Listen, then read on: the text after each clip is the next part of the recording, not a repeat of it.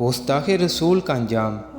بیت المقدس کے فاتح صلاح الدین ایوبی رحمۃ اللہ علیہ نے جب بیت المقدس کو فتح کیا تو عام معافی کا اعلان کیا، لیکن ساتھ میں یہ بھی فرمایا کہ آج ہر ایک کو معافی ہے سوائے ایک شخص کے جس نے میرے پیارے آقا جناب محمد مصطفیٰ صلی اللہ علیہ وسلم کی بارگاہ اقدس میں گستاخی کی ہو۔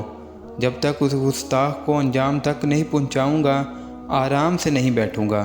اس گستاخ رسول عالم نے پوری امت مسلمہ کو چیلنج کیا تھا کہ نعوذ باللہ کہاں ہے تمہارا محمد کے بیت المقدس کو کیوں نہیں چھڑواتا؟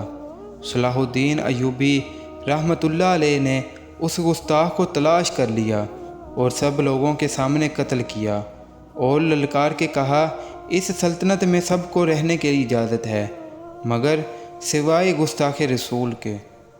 اس گستاخ رسول کو چیلنج کرتے ہوئے کہا کہ میرے آقا حضرت محمد کو چیلنج کرنے والے گستاخ محمد مصطفیٰ صلی اللہ علیہ وسلم کے غلام نے بیت المقدس کو آزاد کروا لیا ہے۔